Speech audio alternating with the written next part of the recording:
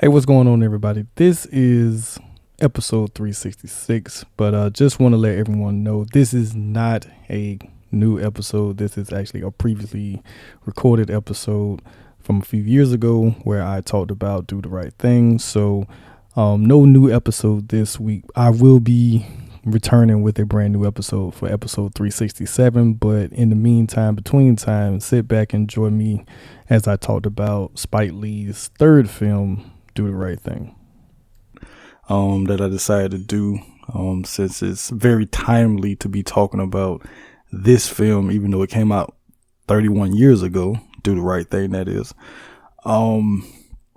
So with, like I said, with everything that's been going on with the whole George Floyd murder and police brutality and all the protests that's been going on, I decided to do this episode as a TV Zone episode because I want to do it as an additional episode as I was going through the stuff on Movie Talk that I'm doing Old School June with.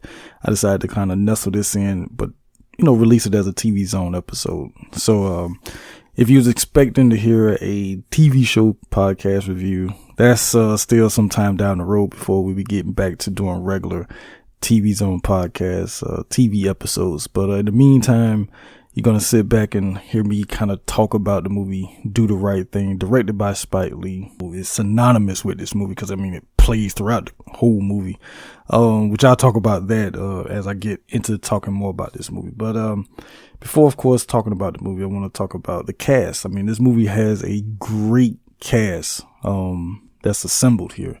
So we have Danny Aiello as Sal, Ozzie Davis as the mayor, Ruby Dee as Mother's Sister, Richard Edison as Vito, Giancarlo Esposito as Bugging Out, Spike Lee as Mookie, Bill Nunn, the late great Bill Nunn as Radio Raheem, John Turturro as Pino, Paul Benjamin as ML, Frankie Faison as Coconut Sid, Robin Harris as Sweet Dick Willie.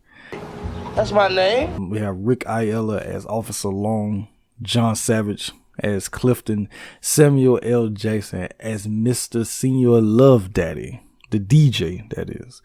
Rosie Perez in her first role as Tina. Roger Guinevere Smith as Smiley. Let's see, we got Martin Lawrence, he shows up here as C. Frank Vincent has a role in this, which is priceless, as Charlie, the guy that's driving the Cadillac, which I'll talk about that scene. And I'm kind of going to end it right there.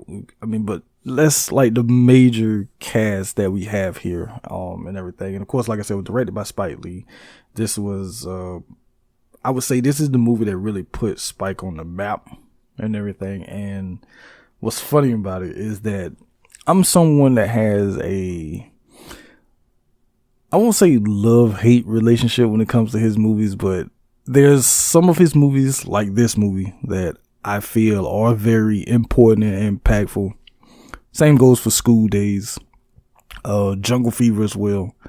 And then there's some where Spike kind of goes off on these heavy-handed tangents with some of his films or whatnot, and they don't always hit and everything. And I know for a long time he had a beef with Hollywood and the Academy, because when he did Malcolm X, which I might review at some point. It's a long freaking movie and I might do it at some point, but he directed Malcolm X and the movie is very long, and he puts it out there like everything from Malcolm Little to Malcolm X and everything. Denzel Washington does a damn good job playing Malcolm X.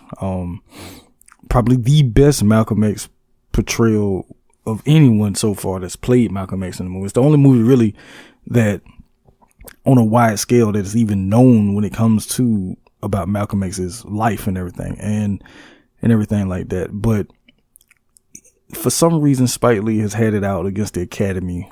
One, he kind of let it go about Do the Right Thing. He felt Do the Right Thing should have been nominated and got a lot of praise and this, that, and the other. But with Malcolm X is where it really stuck with him. And should Denzel Washington have won the Academy Award for Malcolm X? Yes, I do believe he should have. But Do I think the movie in totality should have gotten unanimous praise and everything? That's kind of debatable, because the movie hasn't aged well. And I know at the time that the movie came out, it should have been recognized and stuff like that. But looking back at it and everything, the movie hasn't aged well. It seems dated with how, and to me, I think Spike Lee, from a director standpoint, is not the greatest director, because he has this way of where his the way he films and shoots movies is very simplistic. And I've always said that he's somewhat like the Black Woody Allen when it comes to his filmmaking. I know that might sound controversial to some people or whatnot, but if you just look at how they position the films and everything, and generally all of their films, to kind of compare them to, generally all of their films takes place in certain sections in New York or whatnot. And I know that they relate to the movies very personally, but I don't think a lot of people that's not from those sections, in New York, they relate to them on a wide scale. But I will say that even with saying that, Spike Lee has made some films that, to the masses, they're considered controversial, but to everyone, really, they are very important and timely and stuff like that. And so that's kind of my feelings when it comes to Spike Lee. I like some of his movies, but at the same time, I don't like some of his movies, or whatnot. So, getting into talking about this movie, you can't start talking about this movie without talking about the opening dance number that Rosie Perez does to Public Enemy's Fight the Power. And right there, you kind of know what you're getting in, because that dance and that song and how it plays out and everything is one of the best. And the fact that Rosie Perez was a professional dancer, it worked. And just the different outfits that she has on and everything, to me, that's like an iconic moment in cinema anyway, because here you have this, Latino woman that's doing this dancing. You wasn't really seeing anything like that at the time, and you still really don't see stuff like that even now, where a movie opens with something like that, and everything. And like I say, just with this being her first movie, because it does say it's introducing Rosie Perez, so this is like her first movie, and this is your first image of her doing this scene, and it is, like I say, a very standout, powerful opening to a movie. So after that, we get the day started, because it takes place in one day. For anyone who doesn't know, who's never seen Do the Right Thing, it takes place on the course of one day, one very hot summer day, the hottest day. And you have the DJ, played by Samuel Jackson, Mr. Senior Love Daddy, that's over the radio station that's right there on this little section in Brooklyn, Bed-Stuy to be exact.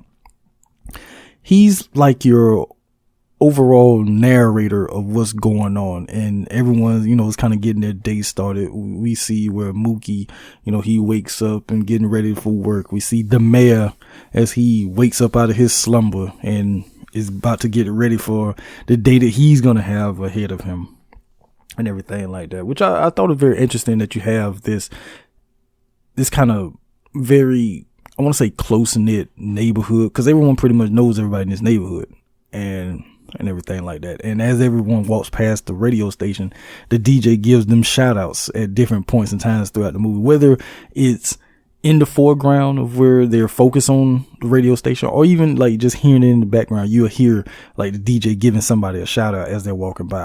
I kind of like that touch about this movie. There are a lot of interesting characters that appear in this movie, which I'll get into some of them.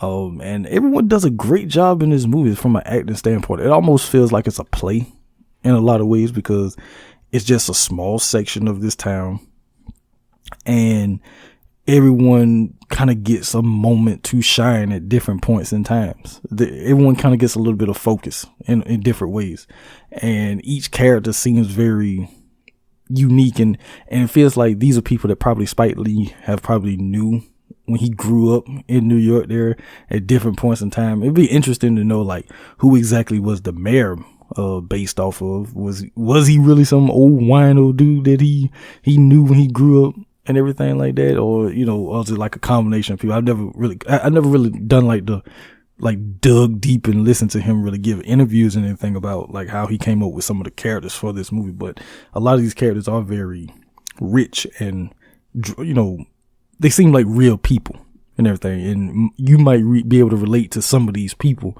that show up, that come in and out of this movie and everything. So we're introduced to Sal and his two sons, played by John Turturro and Richard Edison, of Pino and Vito. And they own the pizza shop that is located in this small section of Bed-Stuy and whatnot. And right off the bat, you get the sense that that Pino is a piece of trash, really. John Turturro, he's very good at playing this racist Italian character, and everything. Because as soon as they get to the first thing that he says out of his mouth is, "I really hate this place." Why do you hate this place so much? This is where you work. Now, his dad and his brother don't seem to hate the place. Sal actually enjoys the fact that he has this pizza shop that he's had for over 20 something years, and he's proud to serve the people of this neighborhood. He actually feels like he's given to this community in a way or whatnot. It's very, like I said, I'm gonna talk a little bit more about their relationship as the movie kind of goes on, because I really paid attention to some things as I watched it, kind of watching it now as a 34-year-old man and everything, opposed to when I watched it a lot when I was a kid, and I would watch it and I would understand certain things, but at the same time, I really didn't understand certain things when I would watch this movie as a kid. But this was the first time in a long time that I've watched it and actually paid attention to it as an adult. I mean, of course, the back and forth, like racial stuff, that's in your face, but it's the smaller little things that kind of really stood out to me this time watching it, because like I said, I'm watching it and want to do the podcast for it and just kind of focus on the little details that kind of stick out when you really pay attention to them. So, like I say, Pino has a issue with working in the neighborhood for whatever reason, because he's racist. I mean, that is the overall reasoning, but it's like, well, if your dad is not like that and your brother's not like that, why exactly are you like that? And they never really dive deep into that, but there seemed to be something a little bit more deep rooted in regards to Pino and why he had this kind of way about him, as far as he hated working and being around these black people in a black neighborhood, even though that's where he worked and that's where they make their money and everything. So one character I want to kind of talk about is that of the mayor, played by Ozzie Davis, who's basically this drunk wino who walks up and down the street in this kind of ratted up suit. It looks like a suit as if he had some it's always been interesting about his character, because you don't get really like a full backstory of him, even though there's little things in regards to like the relationship between him and Ruby Dee's character, mother sister. You know that there's something there, you just don't know what it was, like what drove him to be in the position that he's in. Was it that he held some type of political office or something like that, because he's referred to as the mayor and everything, and everyone for the most part do look up and kind of respect him, even though he's a drunken fool to some degree. But a few of the people who live in the neighborhood, they do respect him in a way, and he does give words of wisdom when it's necessary to certain people. Most infamously is probably one of my favorite scenes in the movie is where Mookie is doing one of his pizza runs and he walks past him. Mookie. Come here, doctor. Man, I gotta go. I'm working. Doctor, this is the mayor talking. All right. Doctor. Come on, what? Always do the right thing. That's it? That's it. I got it. I'm gone. It's like, why would he stop him and tell him that? And then certain things that he would tell other people. Plus, he's the voice of reason towards the end of the movie to not do what they end up doing to Sal's Pizzeria even though they don't listen to him at that point, but he does try to stop it from happening. And of course he saves a little kid's life, who almost get run down by a car. And just the way Ozzie Davis plays it, he plays it in a way that character could have easily been, I think if someone else played that role, it would have been completely different than what Ozzie Davis did with it. He does a fantastic job as the mayor of Bed-Stuy. So moving on from that, we see where we get Bugging Out, played by the great Giancarlo Esposito, who he's just a mess in this movie. He comes into Sal's and he wants a slice, and he gets the slice, and then he sits down, and this is where the little, I want to say, like, the seeds are starting to be planted about what's going to eventually happen later on in the movie. Because as he sits down to take a bite of the slice of pizza, he looks up and he sees all the Italian, celebrities on the wall. You got your Al Pacinos, Robert De Niro's, I think Frank Sinatra is one of them as well. A couple other people it showed. Joe DiMaggio, I think, is even up there too. And he just asked Sal, like, "Hey Sal, how come you ain't got no brothers on the wall?" And Sal gets offended by this for some reason. And he's like, he say, "I don't see no Italians coming in here, but I see plenty of black people coming in here and spending major money in here. And I'm just asking why you don't have no brothers on the wall." So Sal, he gets very upset. He takes the baseball bat as if he ready to, beat the hell out of him or whatnot. And of all people, Pino is the one who stops him. He takes the bat from him or whatnot, which I thought was interesting. He's the one that stops us, like, but why did Sal get so upset about it? Because he asked a legit question. Well, why you don't have any brothers on the wall? And Sal can't give him a reason. And there's never a reason given for that. And yes, it's his place and everything like that. But you would think that he would have at least one or two. He could have had Sidney Poitier up there, because, a lot of people love Sidney Poitier, not just black people, white people, I think even Italian people. I think I could be wrong on that, but, just somebody that unanimously is looked at and revered, I think, from a person of, a black person or whatnot, could have been up on the wall, but he gets so offended when he's asked about this. So basically, Sal kicks Bugging out the pizzeria. He kicks him out, and he has Mookie do it. And then he talks to Mookie on the outside. He's like, "What's wrong? What's wrong?" He's like, "Look, you are gonna get me in trouble. I gotta work here and everything." And so Mookie finds himself like in a weird position in regards to that. So he goes back in. Sounds like, "If that's your friend," he's like, if that's your friend, then he needs to learn how to behave himself and this, that, and the other. And Mookie kind of just brushes him off and goes about his day or whatnot.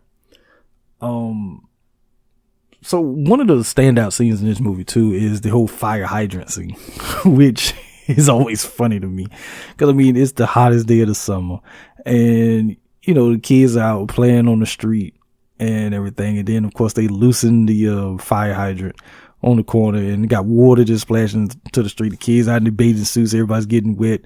You got Martin, his character C, and his group. They Punchy and I think the girl named Ella. They there, and Punchy, he grabs up Ella, he takes her over. She gets completely soaked and she gets pissed at him, which is funny, hilarious. Smiley, who's basically I want to say he's like a black, I guess he's a Muslim, but he stutters real bad, whatnot. And he's always trying to like sell off stuff as far as like in regards to like Martin Luther King and Malcolm X. They push him over into the water and everything. So as they just having fun and whatnot, here comes freaking Frank Vincent in this Cadillac. Then he says that the mayor was a witness to it. And so they go over to ask him, and he's like, and the mayor basically gives him this riddle that doesn't make sense, but at the same time makes sense.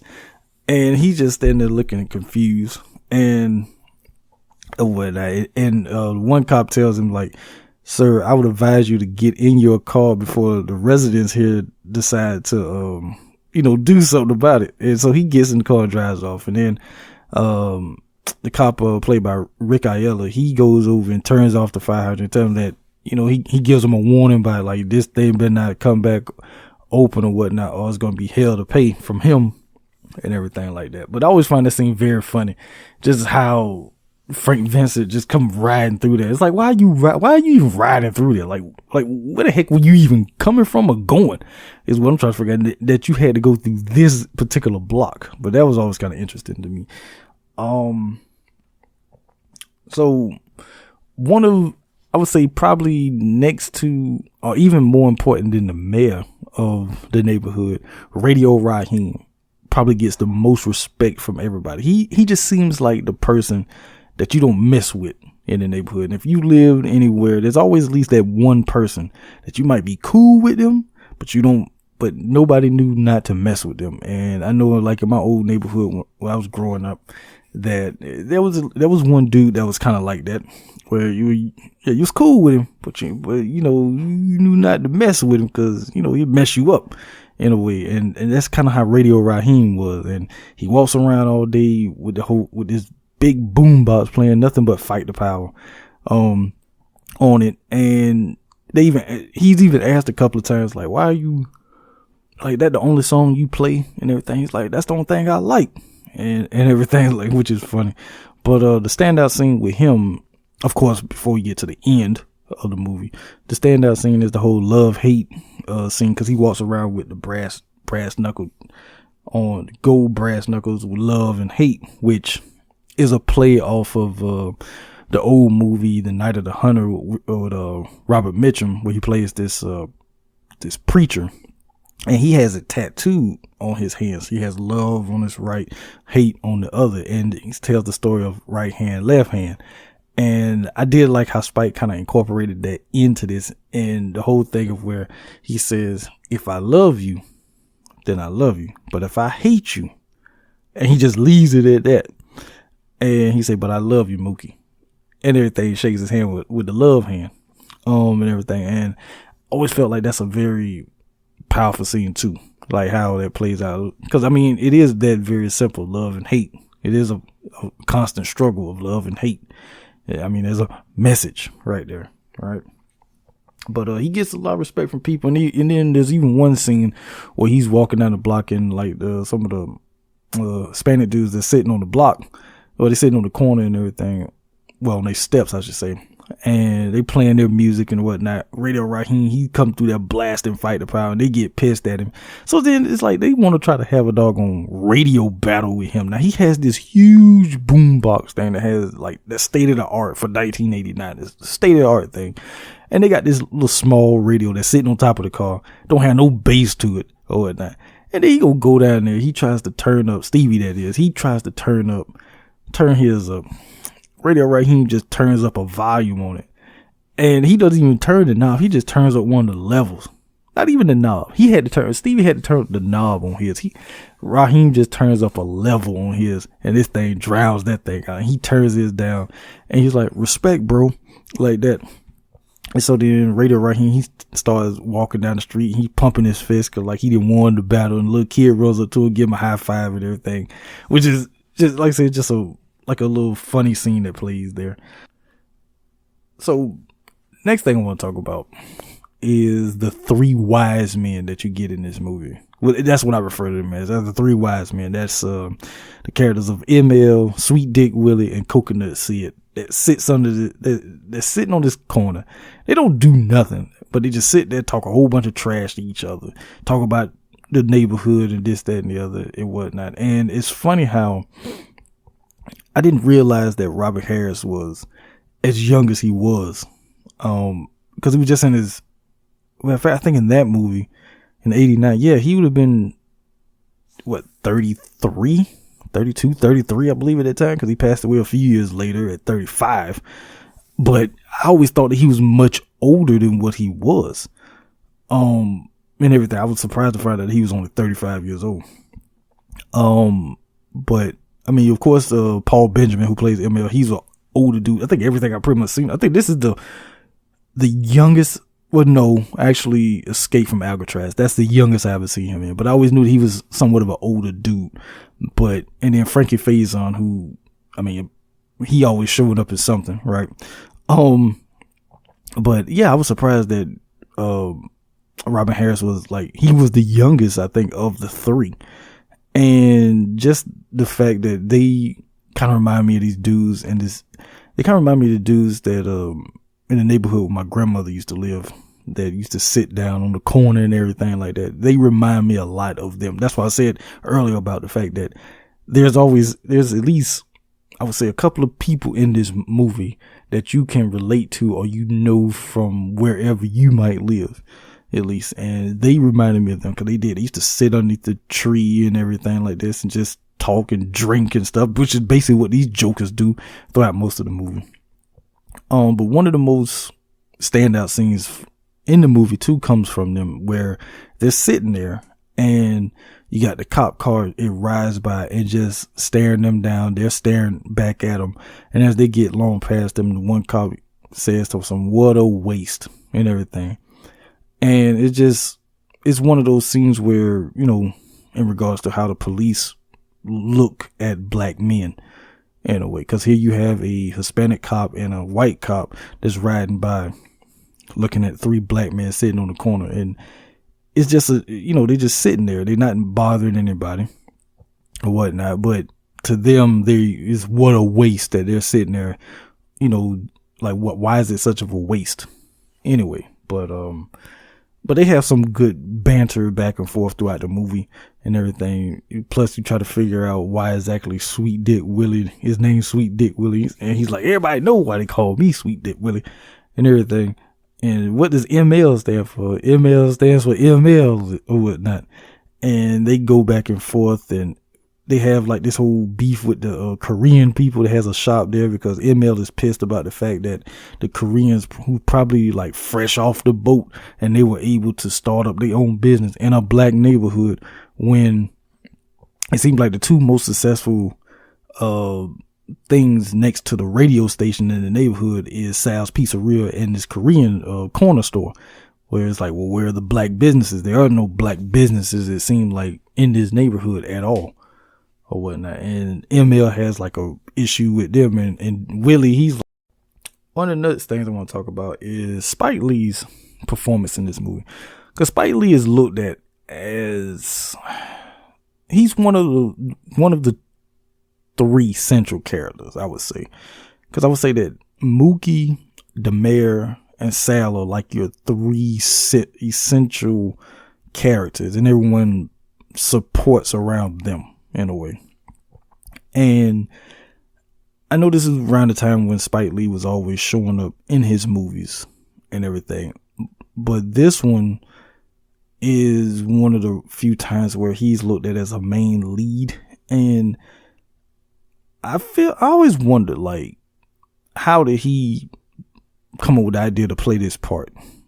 Was he like Mookie in real life? That's why he felt he should play the part, or something, because like I say, he's not terrible in the role, but I feel like if someone else played Mookie, I think in some of the scenes it would have been a little bit stronger with certain stuff when it comes to the acting. And that's because, Spike Lee is not a natural actor or whatnot. He's writer, director, he's filmmaker, but just like Woody Allen always showing up in his own movies too, Spike Lee always had to show up in his movies. And I think the last Spike Lee movie that he shows up in, of him, his own movie that he shows up in, I believe is Summer of Sam or Bamboos. I have to look it up. I haven't looked up, but I know the last one I remember seeing him in was Summer of Sam, where he makes a cameo as the news reporter interviewing black people on the street and everything about the Son of Sam killer. But when he first got into making movies, he was always playing in his movies. He's in his first movie, She's Gotta Have It, Mars Blackman, that's where that character came from. So he was there. He was in School Days. He was in Mo Better Blues. He was in this. He was in Malcolm X and everything or whatnot. And I don't know, if it's always kind of felt like if someone else played this role, it would it be more impactful than what we get with certain scenes, especially when you get to like the conversations between him and Sal and and Pino and him, and also when he goes to see Tina later on in the movie. I think if it was a better actor playing that part, it would have carried a little bit more weight, I would say, than what Spike does. Because in some instances, it almost seems like Spike is somewhat wooden in a way when it comes to the lines. He's more just reading the lines or just saying the lines, but not really having any type of emotion behind it or whatnot. So as the day kind of progresses along, we get where Bugging Out is still pissed about what happened earlier at Sal's Pizzeria, and it doesn't help that he is standing on the block because he was talking to Mookie, and after Mookie walks away, you got this white dude played by John Savage. He walks by with his bicycle and steps on Bugging Out shoes, which is the new Jordans and everything. And he gets pissed, and everyone kind of comes around as Bugging Out is kind of going off on the dude about it and whatnot. So that whole scene goes down, and he's just basically trying to go around to get a boycott of Sal's Pizzeria, and no one's really, down with it or whatnot. But the only person that he gets to even get down with the cause is Radio Raheem, because earlier Radio Raheem, he goes into Sal's Pizzeria and he's blasting the music and whatnot, and he's like, 2 slices. It's like, not until you turn that freaking music down. So he finally turns the music down, and he gets pissed about that, the fact that he had to turn down the music. But it's like, yeah, you entering the business, why do you need to be blasting the music inside the business and whatnot? But so he gets pissed, and he's like, well, yeah. He's like, okay, we'll do a boycott of Sal's. He's like, yeah, I'll be down with that or whatnot. So one of the things that really sticks out to me in this movie, and it's very subtle, this is one of those subtle things I was referring to earlier, is that Sal has a crush on Jade, played by Spike Lee's sister in real life, who plays his sister in the movie. He has a crush on her, and she comes to the pizzeria, and Sal gets all, nice and everything. And he's like, he's personally gonna, fix her something and this, that, and the other, sits down with her and talk to her. And moments before he comes in there, he was talking trash to Mookie about Mookie being a terrible, worker or whatnot. And then Jade, when she comes in, she's like, well, how's my brother doing? Oh, he's great. He's perfect and everything like that. Cause he's like sucking up to Jade and everything. And it's like, Sal really, it's like he really likes her and everything. So Mookie realizes this, and he takes her out. And he's like, look, I don't want you coming around here no more. She's like, what is your problem? Like, I don't want you coming in here no more. Like, you think Sal is just being nice to you? He wants to play hide the salami with you and everything like that. And like, look, just don't come in here no more. Like, this is where I work at. Don't come in here no more. But I always find it very funny, like how he had a crush on Jade and everything. So right there, it shows you that not Mookie, but Sal isn't racist, to some degree. He's not. He has an infatuation with this one, but at the same time, why doesn't he want any black people on the wall in his pizza shop when this pizza shop is in the middle of a black neighborhood, predominantly black neighborhood, I should say. So after that, well, I do want to talk about Rosa Perez and her performance, because I didn't realize, like, she has a small part in this movie. And even though it's introducing her and she does the dance and everything, but you kind of see her sporadically, like, throughout the movie as it's going on. But the biggest stuff that you get is when Mookie finally, after all day of kind of avoiding her, he finally goes to see her, and they have a son named Hector or whatnot. And he goes to see her, and she's pissed about the fact that she hasn't seen him, and everything like this, and want him to be he need to get his stuff together and this, that, and the other. Cause he goes over there trying to have sex with her, but she's like, oh, we ain't doing that. And he's like, take your clothes off. Like, we're not doing that. Like, trust me. She's like, the last time I trusted you, that's how we got Hector. He's like, look, it's not what this is about. So he has her, she takes off her clothes and everything. He kind of cools her down with this huge cube of ice and everything. Which, let's say, it plays for a nice, little scene, but I still believe if there was a different actor playing Mookie, that it would have came off a little bit better. Because it's not believable seeing Spike trying to be romantic, I should say. It doesn't come across well with him playing it up like that.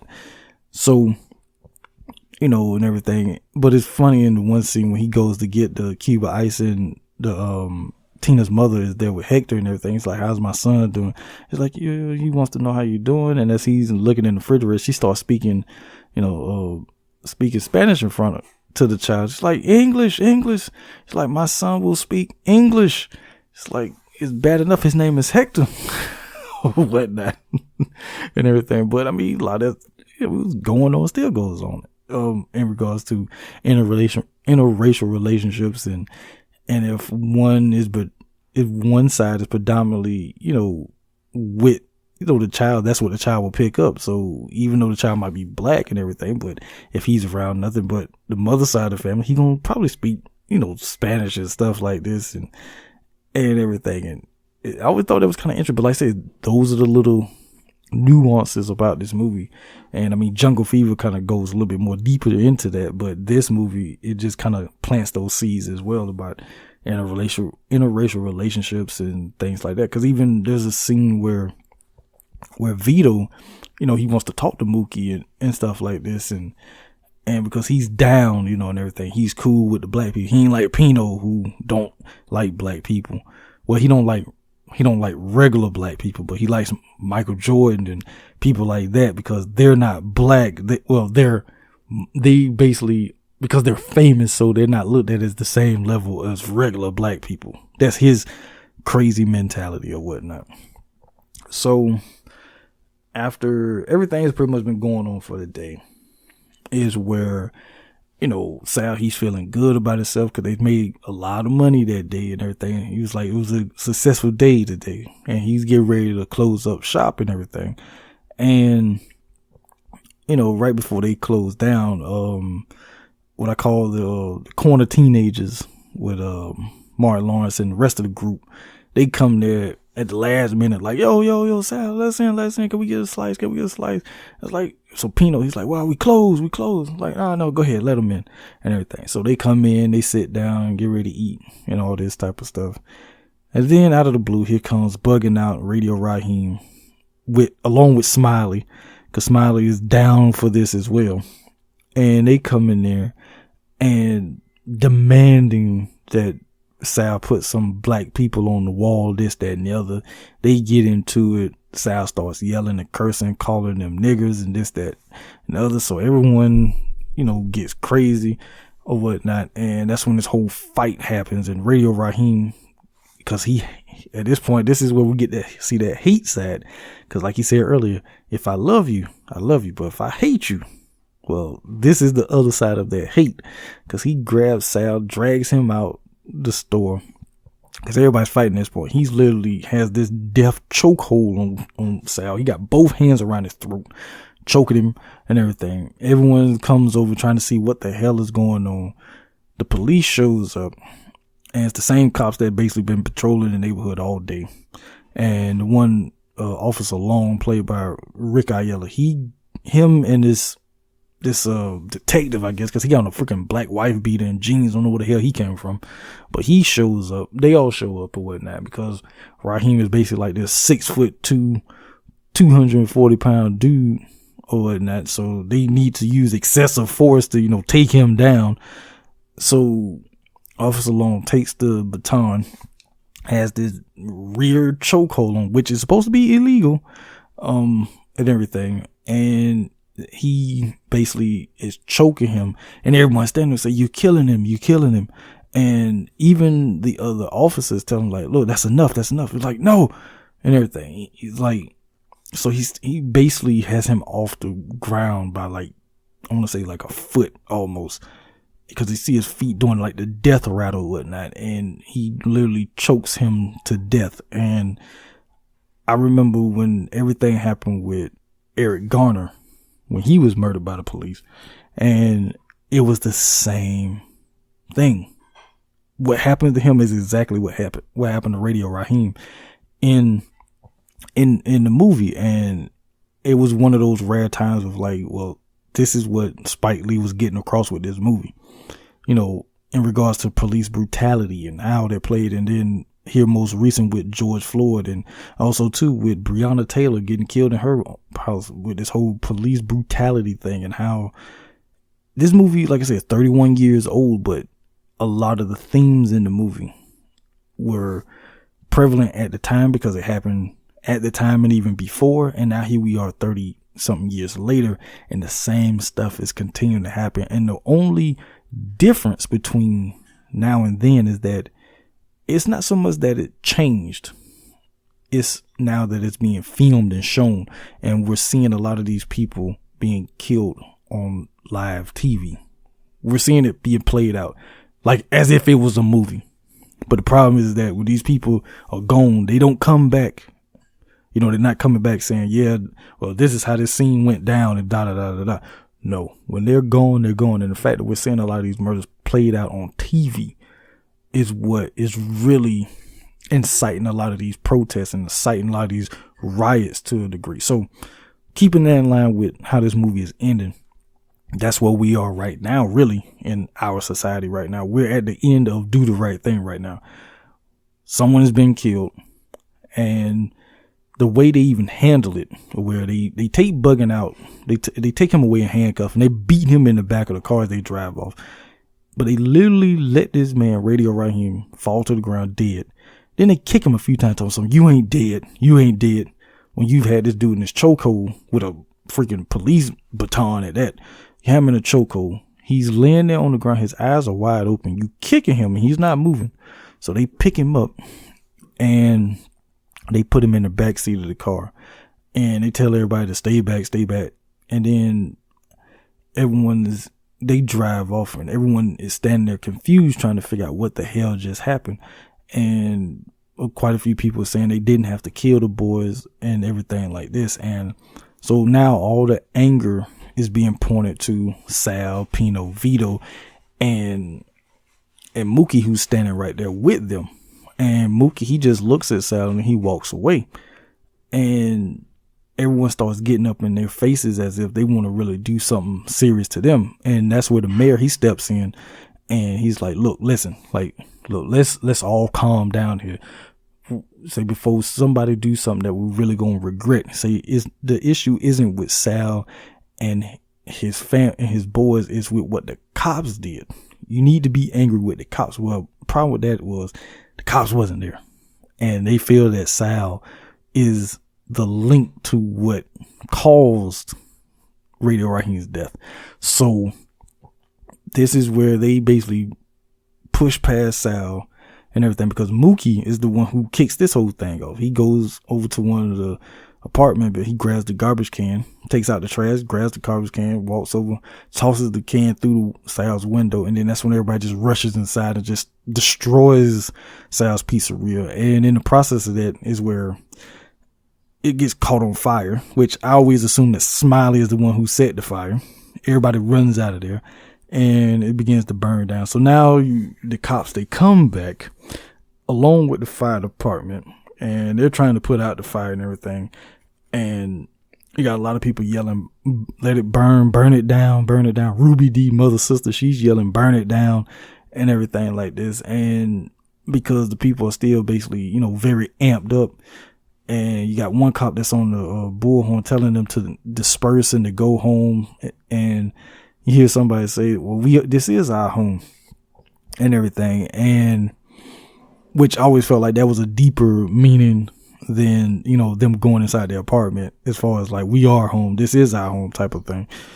So they turn the water hoses on them. So basically Spike was like showing, like how it used to be when they would be dispersing a crowd of black people. Got to put the water hose on them. Or if they had dogs, they would stick the dogs on them and stuff like this. Granted, there was no dogs here, but the fire, the water hose and everything. But the fact that the people fought back and they started, they actually lunged and got on top of some of the firefighters as they're trying to hose them down. But at the same time, they're still trying to put out this freaking fire or whatnot.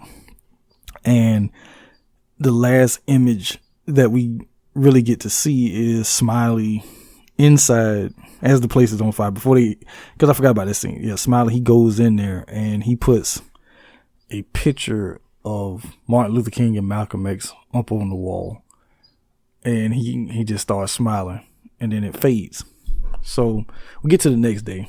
Sal Pizzeria been destroyed.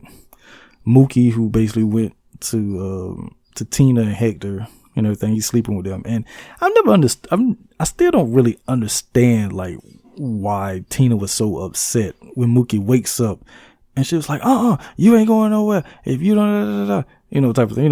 Rosa Perez, she talks real fast. So I have to slow it down really. She says, Mookie, if you leave here, we are done. Say you never stay around. You need to get yourself in order and everything. And he's like, well, I got to go see Sal about getting paid. He said, if you leave here, I'm not going to see you. And because you need to be, you need to be a man and all this type of stuff. And it's like, well, he is trying to be a man. He's trying to get paid because I'm pretty sure he's going to get money so he can probably give her some money in regards to their son. But what is he supposed to do? Just sit there in the house all day and not make money or whatnot? So I always felt that was kind of weird. Like if there was something missing in regards to why she had so much animosity towards him leaving to go see Sal about getting his money. So he leaves, and Sal, who has been there all night, Pino and Vito, they're gone. So it's just Sal there, and Sal is just, he doesn't understand like why did this even happen or whatnot. And he's like, this was my place. I built this place and burn it down. And for what really? And Mookie is like, well, he tells her, well, I want my money. And Sal, he balls up the bills and he throws it to him, gives him $500. He's like, he tells her it's $250 a week. He said, I owe you $50 because he basically throwing back $200. He said, I owe you $50. But then he picks up the other $2 and takes and leaves because it's like, look, I got to go see about my son. And it's kind of weird how even though Mookie is the reason why Sal's burned down, because he's the one who kicks it off by throwing the garbage can through there, him and Sal, they kind of have this conversation and they leave each other in a, I want to say, somewhat amicable way where it's like, it's almost like, yeah, I know I was wrong. I was wrong too. And now we're cool. And everything. That's how it kind of ends. It seems like it's left for me or whatnot. And then at the end is where we get like the wraparound with Minister Senior Love Daddy. He's giving a shout out to Radio Raheem on the radio, and the next day life goes on really type of thing. And that's basically how the movie ends. And like I was saying earlier too about the fact that this movie is very prevalent and to not only at the times that we were in, because just a few years after the Do the Right Thing came out, you get the riots the LA riots in 92, which is just a few years after this movie came out. And the reason why those riots happened was because of like same type of incidents. Well, I should say incidents, but same type of situations that have occurred that led up to what happened here. And then in 94, you get the whole OJ murder trial that goes down and all the stuff that surrounded that. And the fact that OJ was found not guilty, that, I mean, of course, there's always been controversy behind that, but he's found guilty. And I don't think it was so much that black people celebrated the fact that it was OJ. I think they celebrated with the fact that because he was a black man and he was found innocent of that crime. Because I wonder how it would have played out if OJ was found guilty. Would they would have had another riot on their hands and everything like that? So it's always been very interesting and very timely with certain things of how it played out in the course of history or whatnot. And now here we are in 2020 with the same issues going down. And it's like, when are we going to get to a point where we're not doing this? When is it going to get to that point? And I don't think no one really knows when we're going to get to that point. But at the same time, I feel like change happens when sometimes you have to protest, you have to do peaceful marches, and in some cases you have to do places like they did South Pizzeria. Sometimes you got to burn some stuff down in order to get change to happen. I mean, the looting and the burning down and burning up places is never true. It's never really the solution. But at the same time, to get a notice and an attention on things, sometimes you got to do that stuff. And of course, in these situations, a lot of stuff has come out about who exactly has been doing the looting and things like that isn't the best or whatnot.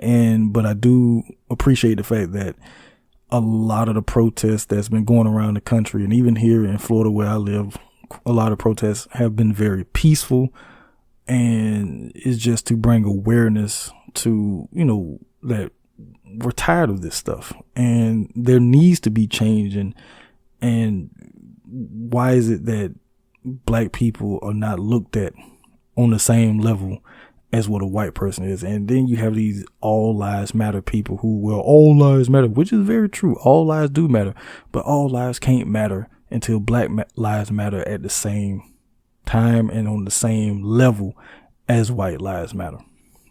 And the fact that these police officers feel that, not all of them, but some, the ones that are doing this stuff, like they feel that they can do this and it's not a problem.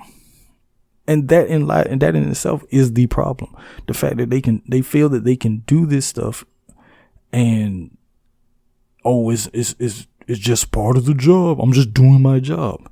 And it's like, no, it's like, how would these people feel if this was happening to their loved ones? And the fact that they have to see this stuff played out on TV, and the fact that, killed for no damn reason by the police, the people that's supposed to protect the service. I mean, so how is it that you couldn't just arrest this man for whatever they was trying to arrest him for? Just arrest him, because he wasn't fighting them or anything like that. And I mean, just like with Radio Raheem, it kind of goes to something that I heard Shannon Sharp say, of where if that was him in that situation, they probably would shoot him too, because he's shooter brother size, which is basically he's 6'2", 240. He's big, he's black, or whatnot. So instead of trying to restrain him the right way, the best thing to do is just kill him, because we can't do nothing with him, type of thing. And it's just getting to the point of where and that's not getting to the point. It's beyond the point of being tired. People are tired, and black people are tired, and a lot of people that are not black, that are supporting everything, that's supporting the protest and are on the same side, they're tired. It's like, when will it be enough? What will it take for it to be enough? And that's where we are right now. And the fact that you still have this whole pandemic thing going on at the same time, now you got the whole, protesting going on.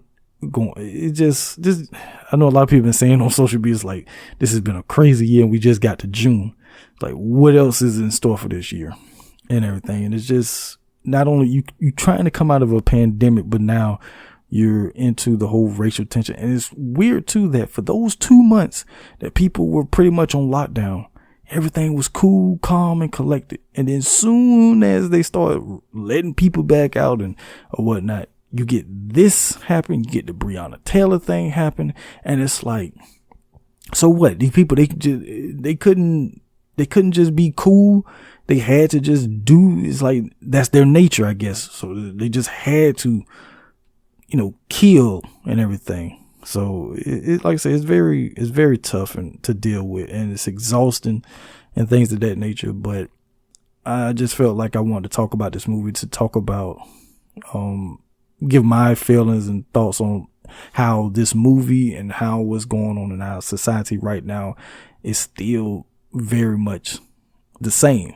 The movie is a representation of what's going on right now. Things start out fine, then all of a sudden something happens, and next thing you know, you're off to the races and you're trying to figure out. But what I want to know is, how do we get to the point of where you have that conversation of Sal and Mookie? When do we get to that point? And then when you walk away, everyone seems to be cool with the other side. Cause nothing will be solved until that actually happen, and the laws need to change. And that's why it's so important for people to get out and vote, not only for the president, but for your local elections, because those are even more important than actually voting for the president. Yes, you should vote for the presidency, but you need to vote in your local elections. You need to vote for your mayors, your congressmen, your judges and everything, your city council people. You need to vote for that stuff, because that stuff directly affects you. And if you get enough of the right people in your neighborhood and your communities in position, then that goes up to where you have the right people that's sent from your state to represent in Congress. And then those are the ones that hold the president accountable for the stuff that he or she tries to do. So you need to think about that, people. So I want to leave y'all with that. If I have to give a movie a rating, I mean, it's a 5 out of 5 for me, just because of the social commentary and how important it is you can look at this movie. It's one of the few movies that you can look at and it's a representation of what goes on in society. I don't have a favorite character for this. I decided not to do a favorite character or whatnot, because that's not really what this movie is about, as far as for me at least. I want to thank you guys for listening to this episode. I enjoyed talking about this movie. I enjoyed revisiting this movie. Hopefully you guys enjoyed listening to me talk about Do the Right Thing. You can, of course, follow me all across social medias, on Threads, The J Giles, on Instagram, JMT Podcast, or my personal page, The J Giles. Also, too, if you happen to be listening on YouTube or anything, be sure to share it or whatever, everything like that. Comment down below your thoughts about this movie as well. And of course, you can find all of the J Movie Talk episodes, part of the TV Zone Podcast Network, wherever you listen to your favorite podcast, at whether it's Spotify, wherever, anything like that.